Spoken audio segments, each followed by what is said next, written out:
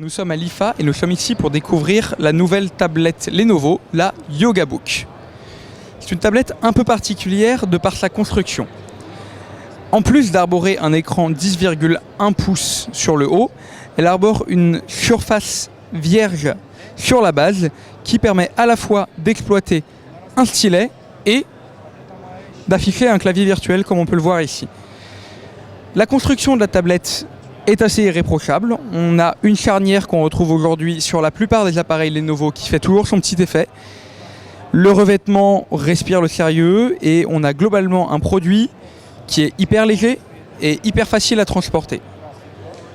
Hop. Petite nouveauté pour la version Android de la tablette, Lenovo a intégré un mode fenêtre libre sur son système qui permet d'exploiter plusieurs applications simultanément sur l'interface Android.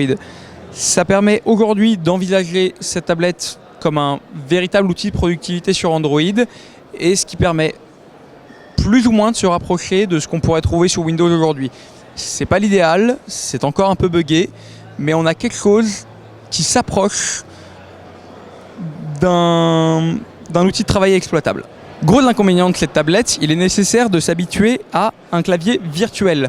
Alors qu'on est habitué aujourd'hui à des claviers avec du relief et des touchpads physiques, on est aujourd'hui obligé de s'habituer à quelque chose qui est très plat et sans aucun relief et qui nécessite forcément de réapprendre certains réflexes. Notamment quand on glisse sur le trackpad et qu'on arrive sur les touches, on ne peut plus bouger la souris.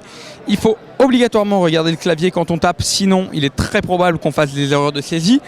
Et globalement, ce n'est pas le clavier le plus ergonomique qu'on ait vu aujourd'hui, simplement parce que on n'est pas habitué à ce genre d'accessoires. La tablette sera disponible courant septembre à 499 € pour la version Android et 599 € pour la version Windows.